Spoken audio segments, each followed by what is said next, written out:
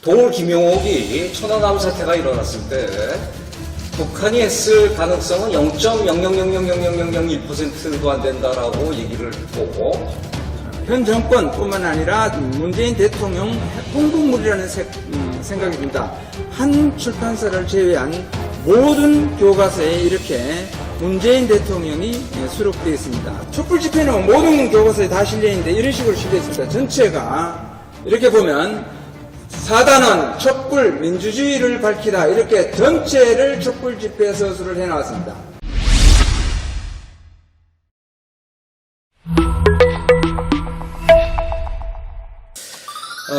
국사학계 분들의 대부분은 천안함이 북한이 한 게 아니라고 믿고 있습니다. 그리고 한국에 있어서 친북좌파, 경북좌파를 구별하는 방법 중에 하나가 천안함이 누가 했냐 그러면은 북한이 한 게 아니다라고 얘기하는 분들은 되게 이쪽에 속해 있습니다. 동울 김용옥이 천안함 사태가 일어났을 때 북한이 했을 가능성은 0.0000001%도 안 된다라고 얘기를 했고, 뒤이어서는 또 패잔병 새끼들이 말들이 많아 뭐 이런 그 상스러운 얘기를 하면서 완전히 그 모순된 얘기를 한 적이 있죠.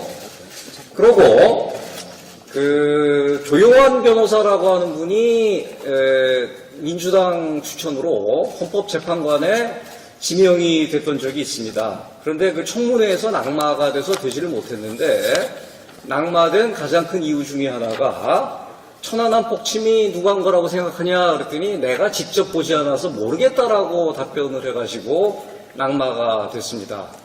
그럼 그분이 판사 출신인데 그 사건들을 직접 봐야 판단을 하셨다는 얘기입니까? 이건 말이 안 되는 얘기지 않습니까?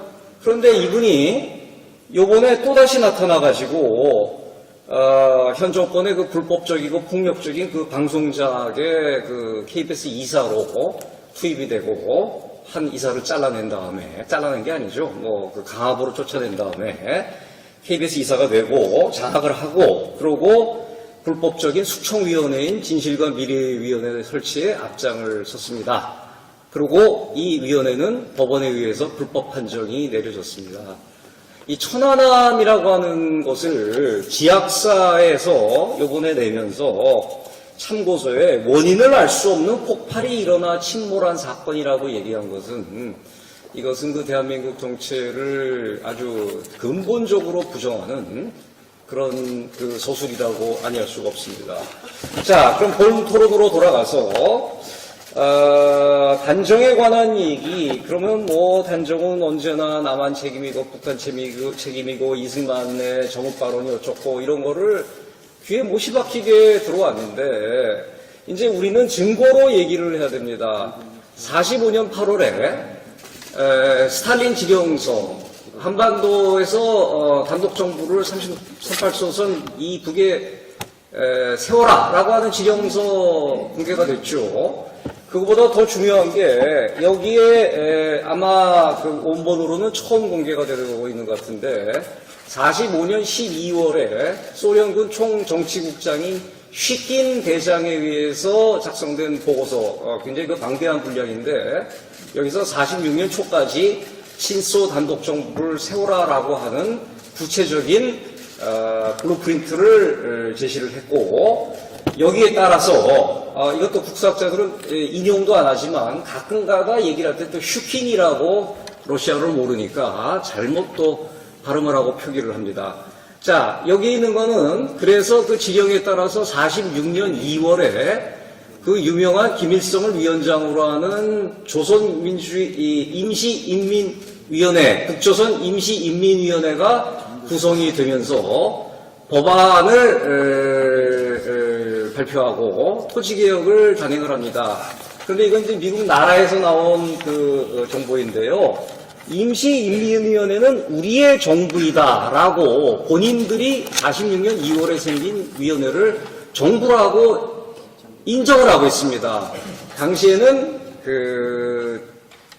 북한도 태극기를 썼다는 것을 알 수가 있고, 임시인민위원회 성립, 뭐 이렇게 증거들이 있는데 왜 이런 증거들은 하나도 인용을 하지도 않고 보지도 않고 읽지도 않고 단정의 책임을 전혀 거꾸로 설명하는지 전 도저히 이해할 수가 없습니다.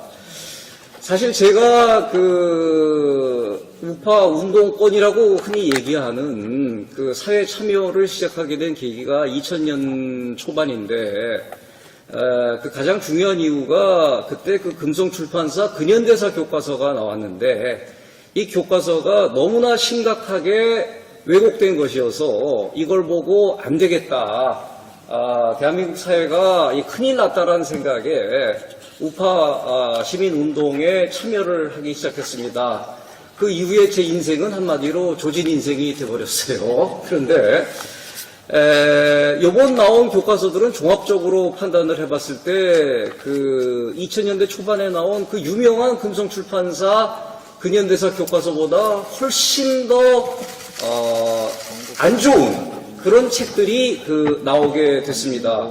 왜냐하면 지필기준 자체 오류가 있고 이것이 잘못 구성이 되어 있기 때문에 여기에 따라서 지필을 하다 보니까 당연히 이상한 교과서가 나올 수밖에 없는 거죠. 국사학계가 갖고 있는 날뛰 낡은 식민지 반봉건 사회론적 입장에서 현대사를 해석을 하려니 이게 얼마나 왜곡될 수밖에 없었겠나 그런 생각을 하게 되고, 그러고 과거 우파 정부에서도 사실 교과서들을 마음대로 썼어요. 그런데 이제 정말 잘못된 것들은 이게 수정이 되고 했는데 현 정권에서는 네 마음대로 해. 그러다 보니까 정말 그 마음대로 쓴 교과서들이 나와서 나중에 그 역사에다 기록들이 됩니다. 대한민국에 이런 교과서가 다 나왔던 시절이 있었다라고 얘기하는 시절이 오게 될 겁니다. 이낙연 총리가 아주 말씀을 잘하시죠. 그런데 올해 2월에 국회 대정낙연 총리가 쩔쩔매다가 한 대답이 저는 이 시안에 동의하지 않습니다. 그것도 굉장히 좀 목소리를 깔아서 얘기를 하셨죠. 동의하지 않습니다. 그렇게 얘기를 했는데 동의하지 않는다고 시인을 했지만 그 시안은 그대로 나오게 된 것을 도대체 현 정권은 뭐라고 설명을 하실 겁니까? 그리고 이제 6.25가 남침이라고 하는 것 정도만 들어간 것 빼고는 그야말로 그 시건을 한 건데요.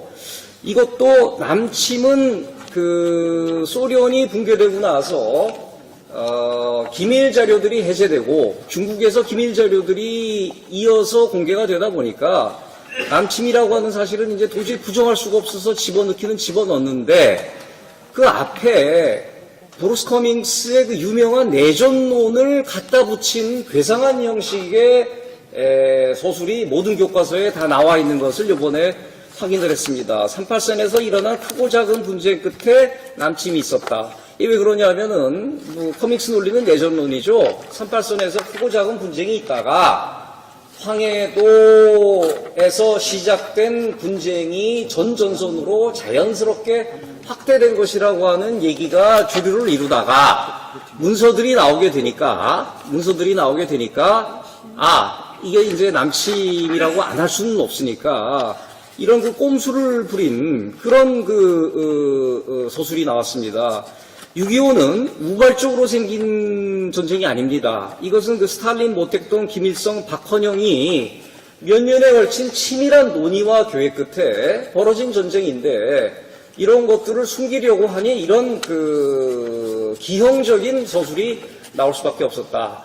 그리고 대한민국은 한반도 유일합법정부라고 하는 기준 삭제를 두고 좀 얘기를 한다고 하면은 이것은 이미 그 논의가 끝난 사안입니다. 그래서 교육부에서도 유권 해석이 내려졌고 대법원 헌법재판소에서도 이미 유권 해석이 내려졌는데 2011년에 한반도 유일한이라고 하는 표현을 삭제하자고 주장한 일단의 국사학자들 전남대 임정명 교수가 이것을 주도를 했는데 그런 그 시도는 그 원사료가 제시가 되면서 한마디로 기각이 되고 그러고 한반도 유럽법정부가 생겼는데 그걸 요번에 또 없앴는데 바로 그 임정명 교수가 요번에 검정교과서에 검정위원으로 들어가 있더라고요. 그러니까 이게 어떤 형식으로 움직여졌는지는 여러분들이 잘 아실 것 같고, 그리고 한반도 유일학법 정부를 부정한 대표적인 학자는 상명대학교 주진호 교수입니다.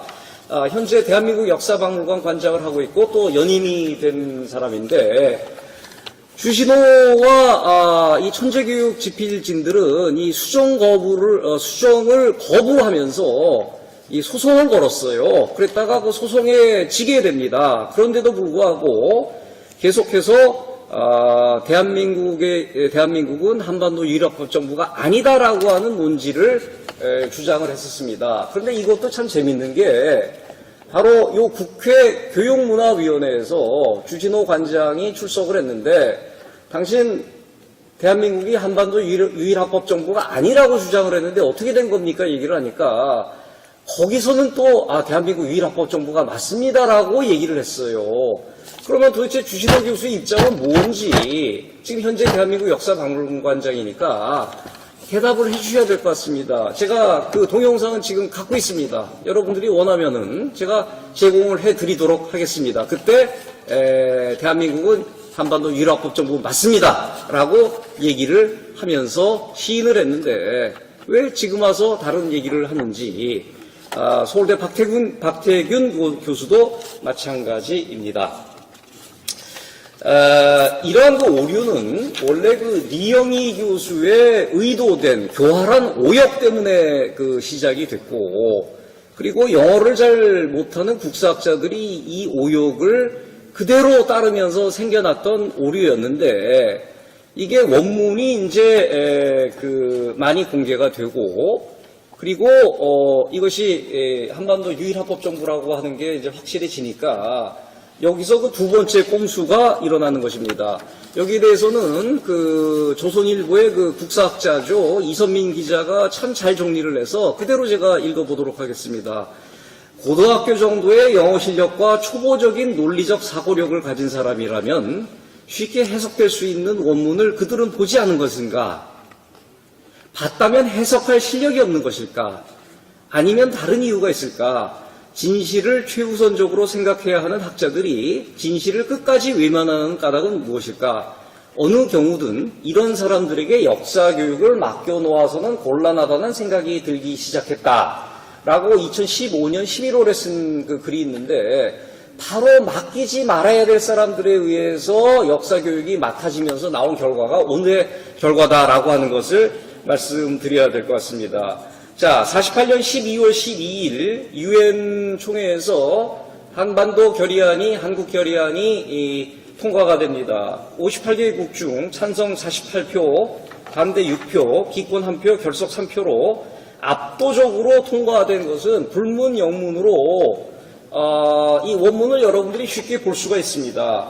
그러면은 거기서 첫 번째 그 관할권을 어떻게 할 것인가? 그것은 유엔 감시하에 자유선거가 일어난 곳은 38선 이남이기 때문에 대한민국의 관할권은 38선 이남으로 한다라고 하는 그 조문이 있어요.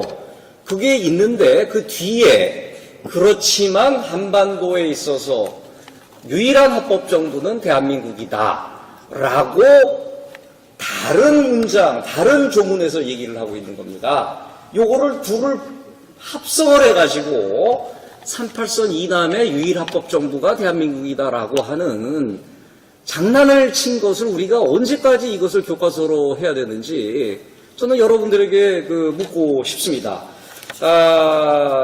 이 문장을 제가 그대로 읽어드릴게요. And that this is the only such government in Korea라고 되어 있습니다. 이게 38선 이남이 아니라 한반도에서 두 개의 레짐이 존재를 하고 있지만 북에서는 유엔 감시하에 자유선거가 없었고 흑백투표로 엉터리로 진행됐기 때문에 인정할 수가 없고, 대한민국 정부는 유엔 감시하에 자유선거가 치러진 곳이기 때문에 대한민국 정부만을 인정한다.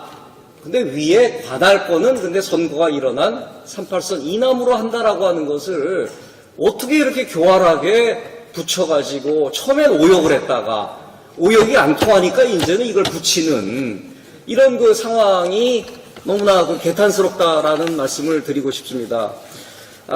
자유한국당에 그 당부를 하면서 제가 제 그 토론을 마치도록 하겠습니다. 공통가치를 공유하는 집단은 응집력이 강합니다. 그런데 불행히도 자유한국당은 공통가치를 갖고 있지 못하는 당이기 때문에 응집력과 지속력이 떨어집니다. 그런데 이런 공통가치 중에 가장 중요한 것 중에 하나가 바로 역사관인데 이런 그 역사관에 관한 인식들이 너무 부족하다 보니까 며칠 전에 그 이주영 국회 부의장님과 그 정종섭 연수원장님이 공동으로 자유한국당 의원, 당협위원장, 당료들을 대상으로 6회에 걸쳐서 현대사에 관한 굉장히 중요한 그 강연을 개최를 했습니다. 여기 뭐 김광동 박사님도 거기에 이제 그 강연자로 나왔는데 뭐 저도 두 세션을 담당을 했는데 그런데 이게 아침 조찬회의에서 그런지 참여율이 너무너무 저조했어요. 그러다 보니까 이 주최하신 분들이 좀 참 죄송하다 그런 얘기를 하는데 거기에 나오신 분들은 오히려 이러한 강의를 안 들어도 되실 분들이 나오고 정말 들어야 될 분들은 또 그 안 나오는 대부분 안 나오는 이런 현상을 보면서 이런 그 역사관에 관한 그 교육이 당 차원에서 일어나야 된다라고 하는 생각이 들었고요. 다른 나라의 경우에 봤을 때는 국회의원들이 사실 모든 걸 다 할 수는 없지 않습니까? 그럴 때는 이 당뇨들이 이것을 보충을 해주는 그런 그 제도가 잘 돼 있지만 솔직히 한국당에서는 이것이 그 불가능하다는 것은 저도 알고 국회의원님들도 알고 다 아는 사실이에요. 그렇게 됐을 때 역사관에 정통한 분을 의원으로 발탁하는 게 좋지 않겠냐라고 하는 생각이 들고 이미 20대 국회에서는 전희경 의원이 그 역할을 잘 해주셨습니다.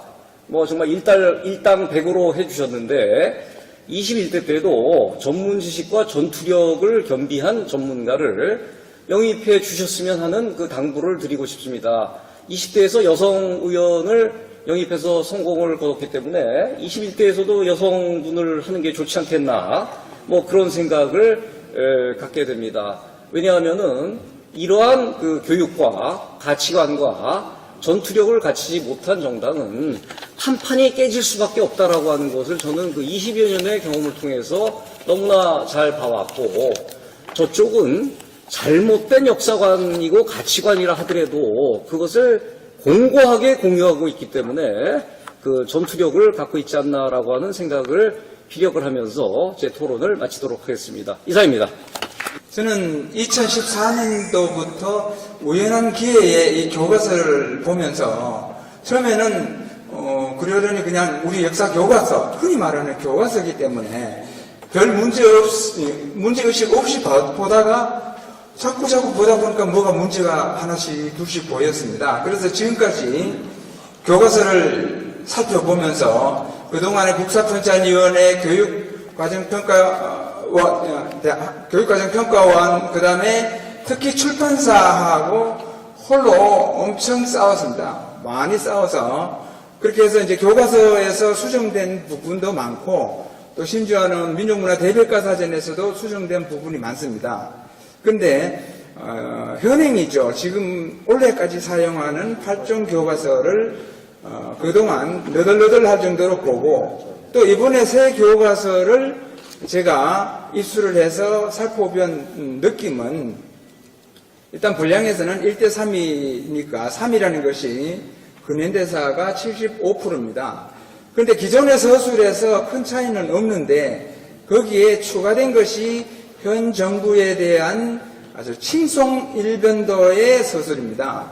그리고 사진들, 그리고 최근에 있었던 촛불 집회라든가 세월호 사건이라든가 역사교과서 국정화 반대라든가 이런 것들이 실려 있습니다. 특히 촛불 집회는 아주 대대적으로 실어났습니다. 오늘 제가 자료를 준비한 게 한 15페이지 정도 되는데 그것을 일일이 다 말씀드릴 수는 없고 중간중간 요약만 해서 말씀드리겠습니다. 기본적으로 현직 대통령이 지금까지 교과서에 수록돼서 아이들에게 교육시킨 적이 없었습니다. 민주화 이후에 물론 과거 박정희 대통령 때는 국정이어서 그럴 수는 있었지만 이후 민주화 이후에는 그런 적이 없었는데 이번에는 아주 휘황찬란하게 실어놨습니다. 그래서 이 교과서를 제가 전체적으로 좀 평가를 하자면 성격 면에서는 친정부 성향, 문재인 홍보물, 그 다음에 지극히 편향된 서술 이렇게 할 수 있고 성격이 그렇다면 내용면을 보면 현재 사용하는 교과서와 별 차이 없이 한마디로 중구난방입니다. 서술의 중구난방이어서 아이들이 서로서로 다른 내용을 배우고 있다는 겁니다. 제가 오늘 이 자리에 초청을 받고 너무 할 말이 많아서 어떤 것을 해야 될까 할 정도로 고민을 할 정도로 그렇게 많습니다. 먼저 문재인 정부 홍보 책자와 같다는, 그리고 이 책자가 이 교과서, 저는 사실 교과서라는 이야기조차도 하고 싶지 않습니다. 이것은 과거 운동권 학습서 같은 느낌이 들고 그 다음에 현 정권뿐만 아니라 문재인 대통령 홍보물이라는 생각이 듭니다. 한 출판사를 제외한 모든 교과서에 이렇게 문재인 대통령이 수록되어 있습니다. 사진도 아주 크게 실어놓고 그 다음에 여기에 평화라든가 이런 이야기가 아주 많이 들어가 있습니다. 그리고 김정은과 남북 판문점에서 회담하는 사진, 이것도 그 사진이죠. 이런 사진이 많이 실려 있습니다. 그리고 문재인 정권 전 정부인 이명박 그 다음에 박근혜 정부에 대해서는 저는 이렇게 이야기하고 싶습니다. 이 교과서 서술에서 다루고 있는 이명박 박근혜 정부는 그러나 정부입니다.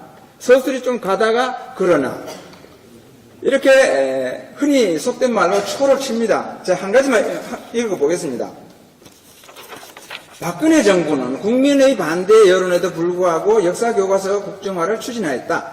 그러나 세월호 침몰 사건이 발생하고 국가 운영을 사유화한 실체가 언론을 통해 보도되면서 시민의 강력한 저항에 직면하였다.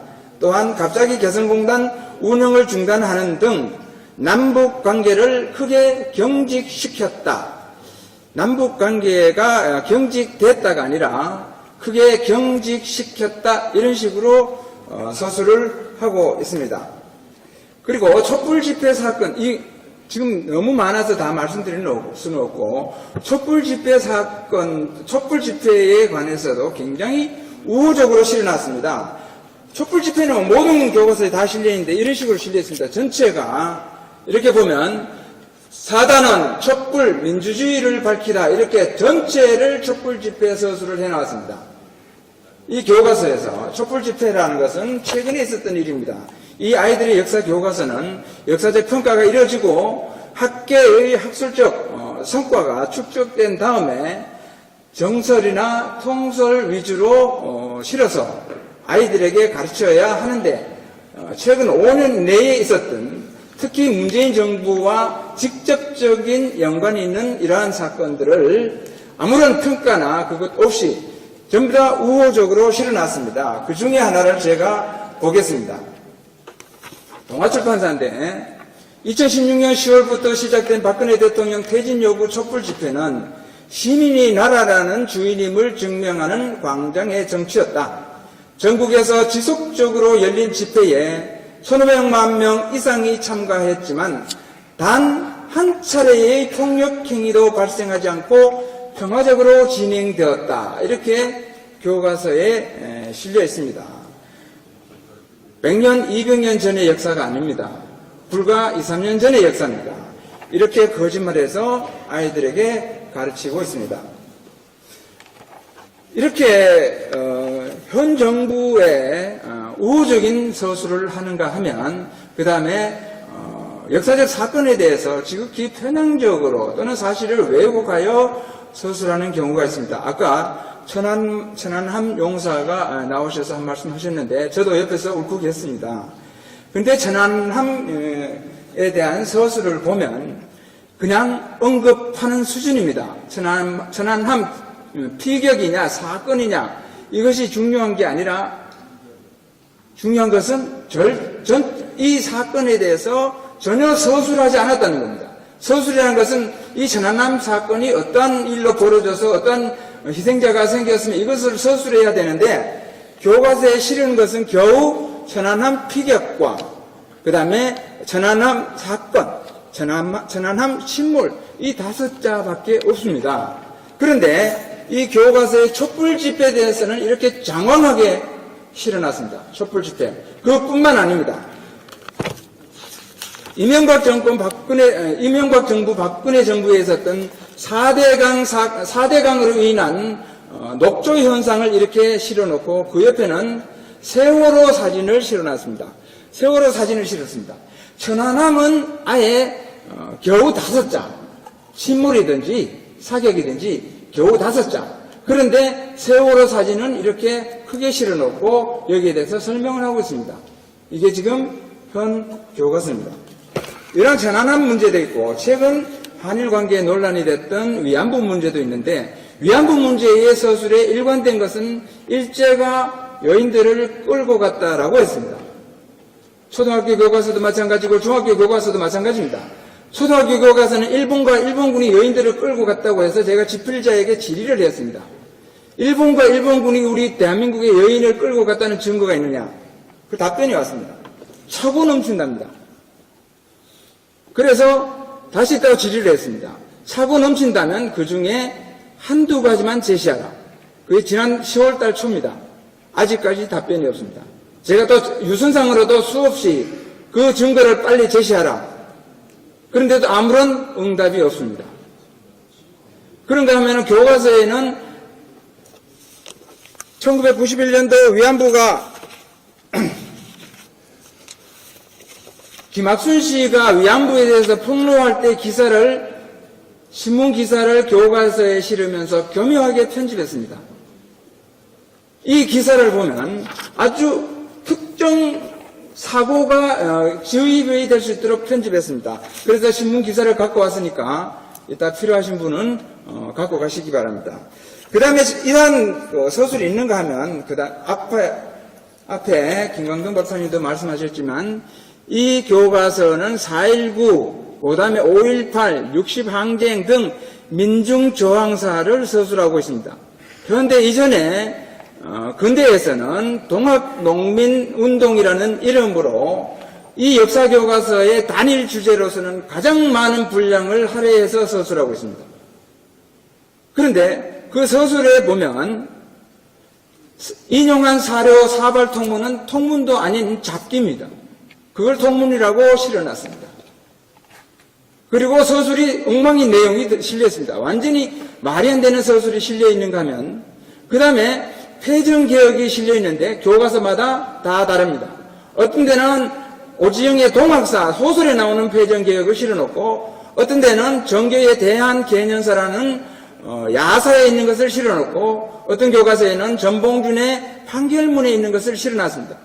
교과서마다 이름은 패전개혁인데 다 다릅니다. 결국은 서로 다른 내용을 수록한다는 겁니다. 이런 식으로 중구난방인 교과서고 그 다음에 통계 자료도 틀리고 그 다음에 서술이 서로 다르고 그 다음에 용어가 혼선이 심합니다. 그렇기 때문에 저는 이 교과서를 성격적으로는 친정부 그 다음에 좌편향 교과서고 내용은 중구난방 교과서라는 겁니다. 이러한 것을 해결하기 위해서는 저는 많은 이 연구를 해서 세미나를 해서 많은 국민들이 알도록 해야 된다는 생각이 들고 또 이 교과서에 대해서 좀 진지하게 어떤 방향이 어떤 방향으로 나아가야 할 것인가 라는 방향을 진지하게 논의할 필요가 있다고 생각합니다. 네, 감사합니다. 네, 수고하셨습니다. 여러분들의 추천, 구독, 공유, 후원이 자유 대한민국을 지킵니다.